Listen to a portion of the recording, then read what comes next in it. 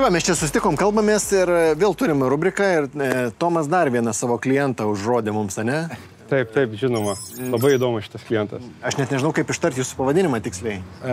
Tiksliai tai Rounduz. Rounduz. Ja. Apvalus ir persisunkęs skonių prasme. Okay. Tai šitokia idėja. Nes ta prasme, pats brandas yra registruotas visoje Europoje.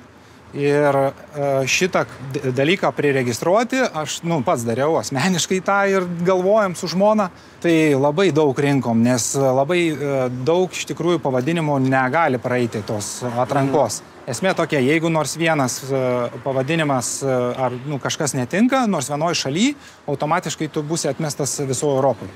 Tai toksai buvo ganėtinai nemažas iššūkis. Arba gali registruoti tik tai Lietuvoje, pavyzdžiui. Arba jo, bet tai tada po vieną ir darysi viską. Tai toks reikalas. Tai gerai, aš galvoju, kad prieš einant apsižvalgyti, aš dar Tomo noriu pasiklausti. Rodai mums tokius mažus pakankamai verslus, ar ne? Ar jūs nebijot finansuoti tų mažų verslų, taigi rizika didelė? Taip, iš principo jauno verslo rizika sąlyginai yra didesnė negu to, kuris turi istoriją, kažkokį track recordą, ne? Bet mes puikiai mokam atsirinkti tuos verslus, kurie iš tų visų smulkių verslų, kurie yra geri iš finansinės pusės ir kuriuos galime kredituoti. Tai Rounduz yra vienas tokių klientų, kuriuos patikėjom jas ir finansavome. O kas tai lemiami faktoriai? Kuo Rokas tai įtikino jūs, kad reikia finansuoti juos? Praeitą kartą, kai kalbėjome, aš to minėjau, virš 30 kintamų yra skirtingų, ką mes atsižvelgiam, kai žiūrime į skirtingas verslo paraiškas. Bet šiuo konkrečiu atveju tai matome, kad pajamos ženkliai auga, lyginant su praeitais metais, kas 22 metais. Ir iki vizituose turbūt galima pasižiūrėti, bet kaip matome iš naujos informacijos, kuri yra up-to-date, tai matome, kad ženkliai įmonė auga. Jų klientų ratas yra diversifikuotas, tarp jų yra stambių vardų, kuriuos turbūt irgi pasidalins, ar ne, vėliau. Ir matome, kad vadinasi yra market fit šitam produktui, kadangi įmonė visgi nėra labai sena, jie mažiau negu 2 metai, tačiau yra tas market fit. Įmonė smulki, tačiau jau geba veikti pelningai. Rokas pasakė, ar ne maždaug, kaip jie startuoja, kaip susifinansavo, bet jūs irgi nematot nemažai keisų, nemažai atvejų. Tai turi gal kažkokių patarimų, kaip pasirinkti, iš ko skolintis? Turbūt yra keletos tokių kontrolinių klausimų, kuriuos reikia atsakyti prieš renkantis finansinį partnerį, nes taip iš principų finansinis partneris tiek gerais, tiek blogais laikais su juos reikės dirbti vienaip ar kitaip. Augant reikės turbūt papildomų investicijų, kad įgalintų to augtimą, blogais laikais to gali būti, kad reikės apyvartinių lėšų ir panašiai. Tai labai svarbu, man atrodo, tai teisingai pasirinkti, su kuo tu dirbsi ateityje. Tai pirmas turbūt dalykas, į ką reikėtų atkreipti dėmesį, tai yra komunikacija iš principo su ta finansinė įstaiga. Ar tu turi priskirtą asmeninį vadybininką, ar tu bendrauji su call centru kažkokios didelės institucijos ir tai labai laiko užtrunka. Tada greitis, man atrodo, iš principų, kai tu dažnai, kai kreipiesi finansavimo, tai didžiąją dalį mūsų klientų jau reikia greitai. Tai mūsų ir kitų alternatyvų žadėjų ir procesai sustiguoti taip, kad būtų kuo efektyviau, kad kuo mažiau prašytume informacijos iš klientų ir galėtume iš įvairių šaltinių ją patys pasimti. Ir tas operatyvumas viduje yra labai svarbus ir mums patiems, ir mūsų klientams. Vėlgi, jeigu imam tokias didelės finansinės įstaigas, tai pirmiausia, tau paraišką, jeigu pateiksi, tau reikės užpildyti krūvą Exceliukų, tada siūsti juos atgal, vadybininkas peržiūrės, surašys tokį pirminį protokolą, siūs analitikui, tada vyresniajam analitikui, tada kreditų komitetas, praeina 2 savaitės ir atsakymas yra neigiamas. O tu dirbęs bankė, ar ne? Ne, finansinė įstaigos, tik tai kitose. Ai, tai aš sakau, iš kur tą procesą? Taip, žinau, tai procesą. Čia šiaip kaip pasiskolinimą, netgi tai pereiti, ne kartą, tai visiškai teisingai sako, ta prasme. Ir praeini ir sako, ne.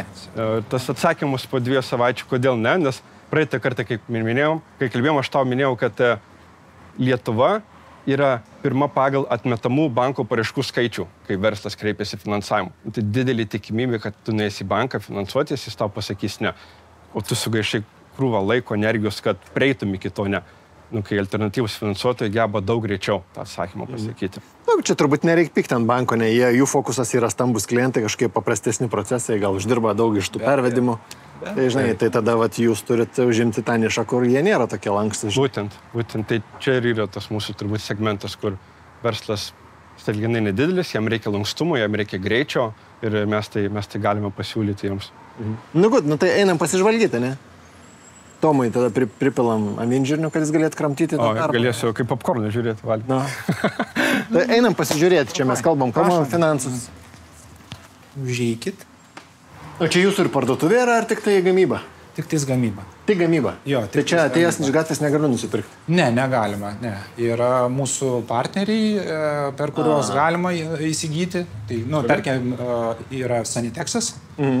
Tai Cash and Carry parduotuvėse galima įsigyti, jeigu fizinėse, Šilas, tada Circle K, tarkim, degalinėse irgi galima įsigyti, bet MC, bet, sakykime, ne visus skonius. Niekada neatkreipiau dėmesio iš tikrųjų. Tu paminėjai tokius visai rimtus vardus. Gerai, va, tai čia iškart klausimas, ne? Kokia apyvarta šį buvo pernai? Pernai 70 000. O šiemet kiek manau? 140. Dvigubai papildomai, ne? Ja. Nepaisant to, kad verslas nėra didelis, bet tu sugebėjai susitarti su didžiaisiais tinklais. Taip. Pamokink, kaip čia tau pavyko. Taigi tu ateini ir sako, eik, tu mažas, tu čia mums nepateiksi laikų, to kiekio neužteks. Jo. Bent po pakelį kiekvieną parduotuvę neužteks, žinai, ir kiekvieną degalinę. Smagu, kad patikėjo, ta prasme, nes pristačiau pakuotę irgi gavusi įvertinimą, tenais tarptautinį įvertinimą. Jo, mums darė Salvita Beigelytė pakuotę, irgi garsi dizainerė pakuočių, jinai su šitą pakuotę laimėjo tarptautinį dizaino konkursą, ten dalyvavę 50 000 įmonių dizaino pasaulinio lygio. Už išvaizdą. Čia netgi parašyta, bronzai. Jo, trečia vieta buvo laimėta, tai ta prasme, kad patrauktų, investavom nemažai į tą, kad, tiesiog nebūtų tik tais, kad kažkoks tai produktas, bet būtų dar ir vaizdas. Daug darbo iš tikrųjų įdėjom, pavyzdžiui, visur pagardos sluoksnis yra itin plonas. Pagardos sluoksnis? Jo, pagardos sluoksnis. Pagardo, tai sakykime... Tas apvalkaliukas. Tas apvalkaliukas, jo, tai čia jisai, sakykime, jeigu prieskonį dedam, tai dabar šičia turim grietinėlės ir svogūno, tai tą prieskonį, irgi galite pasižiūrėti, labai plonai jisai yra uždėtas. O kam čia? Taigi gal skaniau, jeigu storiau, ar ne? Bet esmė tu gauni daugiau to avinžirnio naudos ir visa ta idėja, kad tu gautum kuo daugiau to avinžirnio baltymo ir ten jis yra ir mineralai ir taip toliau, nes pats avinžirnis jisai apdirbamas 45 paros, jisai reiškia, yra išmirkamas vandenį, tada džiovinimas, tada paliekamas pailsėti, ten tas visas procesas kaip praeina, tada... 45 dienas gamybai sukasi avinžirnis. Taip, tai ta prasme, aišku, ir polisio tenais yra 30 dienų. Šiaip visas aprašyta pakuotė, būtent aprašym, kaip viskas pasigamina iki apdengimo. O negalima greičiau kaip nors į mikrobangę įmesti ir kad... Norėtus, bet ne. Šitas yra toks būdas, jisai iš tikrųjų nėra kažkoks tai naujas būdas, jisai yra senas jau, senai išratas, tai nėra, kad čia mes išradę, tai rytų šalyse yra naudojamas jau eilę metų ir jisai yra pasiteisinęs, tik tais gaunasi, kad tas būtent avinžirnis be jokio yra mūsų pagrindas. Tai būtent tas pagrindas, jisai, jis ne visiems patinka, sakykim taip. Ne visi mėgsta. Tai mes sugalvojom, kaip padaryti taip, kad būtų, faina. Ir tada gaunas, kad tu pavalgai su prieskoniu, tada gal tau ir patiks tas avinžirnis. Toks gali, kaip sakyti, arba pasimaišyti, taip toliau, nes baltymų, pavyzdžiui, 34 gramai per šitą pakelį. Tai tikrai nemaža. Gabalas steiko, tai steikas 30 gramų, pavyzdžiui, turi. Aišku, baltymai iš mėsos yra skirtingai pasisavinami, bet avinžirnios iš ankštinių kultūrų yra avinžirnio baltymas geriausiai pasisavinamas. Ką jūs darot Lietuvoje? Jūs čia viską Lietuvoje ir darot? Šitą visą pakuotės, visą supakavimą, sufasavimą, užvilkimą tų prieskonių? Ne, mes šiandien darom dalį tik tais produkcijos, kitą dalį mes turim čia ir patikros punktą ir tada mes pasitikrinam, tada ar atitinka mūsų būtent reikalavimus, tada mes vežamės į laboratoriją, pasidarom šitą tyrimą su kiekviena partija ir tada dar darom čia kai kuriuos skonius. Tai būtų sour cream and onion šitas grietinės ir svogūno skonio.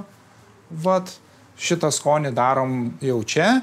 Ir dar yra, parodysiu daugiau iš tikrųjų skonių, kur mes išdirbę, bet jiem vėl kaip sakyti, mes tada važiuojame į parodas, duodam žmonėms paragauti, tada sulaukiam atsiliepimų, tada mes dar padedam į lentyną, jisai turi prastovėti ten pusę metų daugiau, kad pasižiūrėti, kaip iš tikrųjų jisai reaguoja į aplinką, tas prieskonis, taip toliau, kaip jisai laikysis lentynui, kad po to išvežus nebūtų problemų. Ir tada, kada visas tas procesas praeinamas, mes kuriam naują pakuotę ir paleidžiam į rinką.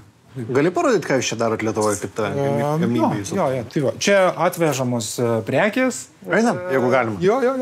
Atvežamos prekės, žodžiu. Tarkim, kaip čia, prieskonį atrodo, pavyzdžiui. O prieskoniai, jums kažkas juos surašė specialiai pagal jūsų receptą, ar jūs iš bendrai rinkoje prieinamų prieskonių organizuojate? Ne, specialiai čia daug testavome ir yra, tarkim, organizacijos, ten, tarkim, kaip Gemba, yra tokia organizacija, kuri irgi jie ten dirba su prieskoniais, tai ten su jais užsakom, tada prašom, kad pasižiūrėti, ten mums irgi daug padėjo irgi gamybiniam procese, kaip čia turėtų būti, kokį čia tą prieskonį geriau, taip toliau. Atrodo, čia skirtingų įmonių, bet, čia įvairiai, čia bandėmės iš įvairiausių, sakau, tai atsiunčia ten, tarkim, įvairių skonių, tada pavyzdžiui, jogurt mint, atrodo, Jogurt mint. Jo, jogurto ir mėtos su avinžinine. Skamba ne kaip. Toksai keistai ir nežinau, pavyzdžiui, kaip pačiam, gali paragauti. Toks, nežinau. Bet vėl ir Daug nėra taip blogai, kaip pagalvotum. Jo. Ir ta prasme, taip ir toliau, yra nacho cheese, taip toliau, čia įvairiausi skonį, čia burokėlių dėjomės, bet kadangi avinžinis jis yra iš savęs sausesnis, ne visi skoniai jie tinka, jie turi turėti tos rūgštelės daugiau. Mes tiek išsigryninam, tada žiūrim, kad būtų rūgštelės, arba kaip net cukrus, kuris pagamintų tau šiek tiek burnoje seilių ir tada tau tiesiog lengviau jį valgyti ir skaniau būna, ta prasme, nes vis tiek galutiniam rezultatė turi būti skanu. E621 reikia pridėti ir bus skanu, ar ne? Dedat ar ne? E621, ne, nėra tokio. Nėra E621? Ne. Klausyk, aš tau turiu patarimą, kaip padidinti dar, kad būtų skaniau. Pridėk E621. Ne, žinok, sakau, aš iš vis norėjau, pavyzdžiui, kuo daugiau išimti, realiai aš norėčiau ir cukrų ateičiai išimti. Tai čia mes iš tikrųjų nemažai dirbom ties to projektu, čia nebuvo, kad vieną dieną, labą dieną, aš avinžinius darysiu. Tai ne visai taip iš tikrųjų, nes mes važinėjom po parodos iki tol ir aš nežinau, ir buvęs ir Kinijoje, ir Anūgose, ir visur, čia Vokietija, taip toliau, Prancūzija, daug kur važinėjom, galvojom, ką čia galima būtų, bet riešutais kažkaip tai riešutais domėjomės labai, kad būtent iš riešutų daryti ir turėjom tą mintį, bet kadangi vieną dieną paragavus būtent šitą avinžirnį, 2 kartus skrudintą be nieko, tiesiog pagalvojau, čia kolega irgi iš Turkijos, jis man parvežė paragauti, tada paragavau ir sakau, tai kodėl be skonio, su skoniu nieko nėra, sakau, jeigu būtų kos nors skonis, sakau, aš valgyčiau, visai fainai būtų. Ne, sako, gal nėra. Žodžiu, pradėjom domėtis, ir tada, kaip sakyti, išsisuko iki tiek, kad radom, kur galima, ir tada, kaip sakyti, mes sugalvojom būtent pasidaryti taip, kaip mum atrodytų tinkamiausias jisai prie tos avinžinis.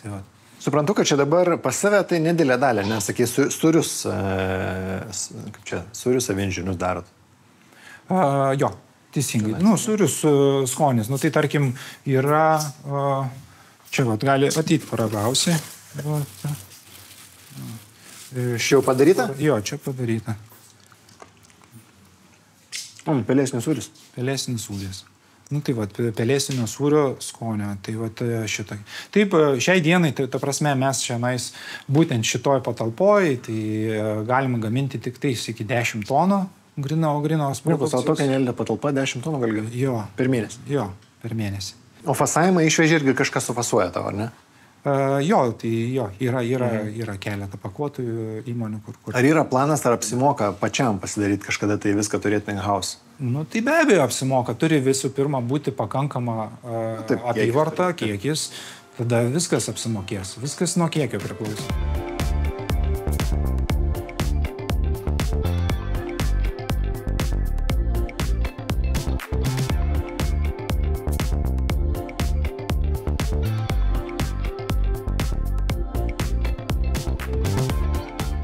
Aš negalėčiau filmuoti kulinarinių laidų, kur reikėtų viską ragauti. Nes būčiau trigubas tada. O sustoti man būtų sunku. Bet ragaukim. Kas yra populiariausia? Šiai dienai populiariausi, tai vis tiek būtų spalvoti, tai jie tikriausiai dėl to, kad patraukia akį, neatsilieka populiarumui ir sezamo medaus skonis. Šitas dabar, jeigu vasarą žiūrėti, tai būtų sūdyti, tiesiog sūdyti be nieko. Žodžiu, sūdyti irgi populiarus. Sūdyti irgi. Ir dabar mūsų visai gerai naujas skonis yra būtent šitie grietinėlės ir svogūno. Tai čia mes ne taip ir... Tai mes tą ir norėjom. Iš tikrųjų labai primena čipsus, tik tiek, kad gauni baltymų 34 gramus per pakelį. Tai toksai gaunas... Čia tu kaip sportininkas jau žinai, kad ne? Jo. Kai sakyt, aš rekomenduoju. Tai mes iš tikrųjų ir labai daug sportininkus remiam, įvairius turnyrus, ten nuo teniso, imtynės, ten tuos padėlius, įvairiausius, po to ten mes dar rėmėm įvairiausius, ten ir mokslininkų, ten tam tikros organizacijos skambino, irgi parėmėm. Iš esmės, kaip mes juokiamės tarpusavį, sako, reikia tik tais, kad paragautų iš esmės. Sako, kažin ar aš parduosiu ar ne. Sakau, jeigu duosi klientui paragauti, sakau, tai tikrai išsirinks savo mėgstamų. Kai kuriat savo visą liniją gaminių, tu įsivaizduoji, kaip tavo klientas atrodo, kas yra tavo idealus klientas, kiek jis galbūt uždirba, kur jis gyvena? Mes esame išsigryninę, tai idealus klientas iš tikrųjų yra moteris. Okay. Jo. Ir dėl ko moteris, mama dažniausiai. Tai dėl ko? Dėl to, kad vyrai, jie, kaip bebūtų, vis tiek. Jie nusipirks retai kažkokį tai naują skonį, tikrai labai nedaug. Ir, pavyzdžiui, aš pats irgi prekiaudamas mūgėse, matau, kad vyrai iš esmės, jie žino, ką žino, ten tarkim mėsa ar tas, ir viskas. Ir jisai tą pirks. Jisai naujų labai nesiieško.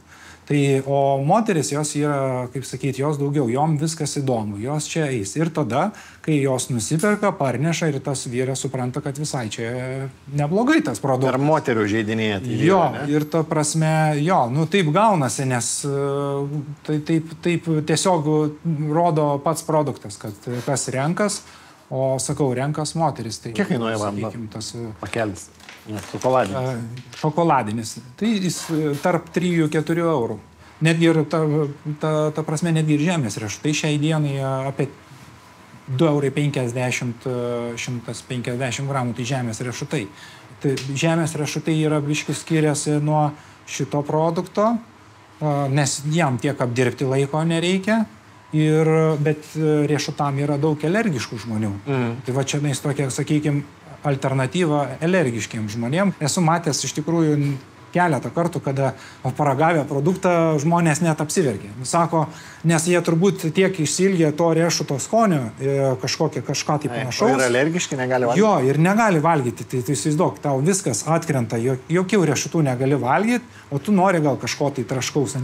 Koks tavo pasirinkimas palieka? O dar yra ir gluteno netoleruojantis žmonės. Tai čia irgi, sakykime, pas mus ir gluteno nėra. Kaip nusprendėt, kokią kainą taikyti? Susiskaičiavot savikainą, galvojat, reikia maržą užsidėti kažkokią ir tokiu būdu, ar nuėjot į parduotuvę ir sakot, kad maždaug riešutai tiek kainuoja, tai ir mes tiek kainuosim? Įvairiai ten tų daug labai skaičiavimų pas mus buvo, kaip turėtumėm padaryti, bet po įvairių ten diskusijų irgi ir su tais pačiais mūsų klientais ir taip toliau, tai priėjom prie tos kainos. Bet panašiai taip, ta prasme, mes pasiskaičiavom prie tam tikrų pardavimų, kiek turėtų pakelis kainuoti. Nes čia taip, kada pradedi verslą, yra labai sunku paskaičiuoti, nes tarkim, jeigu tu skaičiuosi, kad tu parduodi, pavyzdžiui, 20 000 pakelių, tai visiškai tau ir 10 centų užteks, užsidėti ant pakelio. Bet tu, kad tą parduotum, tu turėsi daug suinvestuoti. Turėsi į reklamą investuoti, ir į tam tikrus tinklus įeiti, ir marketingą marketingą tam tikrą padaryti ir vidinį marketingą parduotuvėse turėsi skirti tada. Taip toliau daug supažinim. Tai tam yra labai didelės lėšos skiriamos ir kaip nenori, jo, tai va. Žiūrėk, Avengeriai, pasikalbėjom. Man dar tavo istorija pasirodė įdomi. Na gerai, pradėkim nuo to, kad ką tu baigei ir kaip klostėsi toliau tavo karjerą. Šiaip aš baigiau Kūno kultūros akademiją. Matas. Jo. Ir dalyvau už Lietuvos rinktinę, laisvų imtynių ir pasaulio čempionate, ir Europos čempionate dalyvavau ir kaip sakyti, sekės neblogai, bet, kaip sakyti, imtynės toks sportas, ten duonos pavalgyti gali, bet, sakykime, yra nelengva. Jo, tai dirbau Lietuvoje, tada čia buvo krizė, buvau logistikos vadybininku, dirbau, tada čia prasidėjo krizė 2008 metais, tai čia tada išvažiavau į Angliją. Jau pabaigė savo imtynininko karjerą. Jo. Nes iš to supratai, kad pensijos neužsidirbsi. Jo. Tai ir kažkaip gaunas, kad pas mane šeima iš tikrųjų ir giminės, ta prasme, verslininkai, tai nežinau, kažkaip aš gal irgi toksai, sakykime, daugiau ieškoti mėgėjas buvau. Tai man buvo įdomu iš tikrųjų nuvažiuoti į Angliją, ten pagyventi, pasižiūrėti, ką aš tenais irgi dirbau įvairius darbus, ten kaip ir visi, tenais ir imtynės trenerių dirbau ir apsaugoje dirbau. Jo, sakė, tu žvaigždžių apsauginis buvai. Jo, toksai buvo. Gali paminėti kokį nors ryškesnį vardą, ką teko saugoti? Tai ta prasme, klubuose, tai Maradona yra buvęs, Bredas Pittas buvo atvažiavęs. Dar, ta prasme, mes ten, tikrai, ta prasme, aš niekada nesistengiau nusifotografuoti, nes mums šiaip nebuvo leistina, ta prasme, ir net prašyti. Aš toks žmogus, kaip sakyti, lietuviškas, santūresnis, kaip sakyti,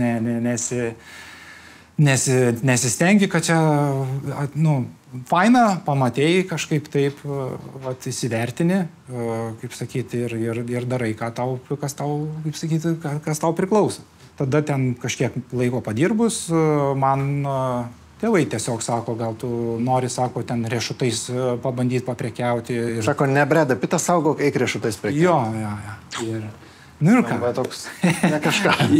Tai tada pradėjau padėti tėvam su riešutais ir čia, ir tada daėjom iki to, kad išvystėm šitą reikalą. Tai jūsų šeima su riešutais kažką veikia? Jo, prieš tai. Tai kaip ir pažįstama rinka, ne? Jo. Tai aš ir pats, sakau, nemažai metų dirbęs su riešutais, tai jo. Tai. Gerai, kokie planai?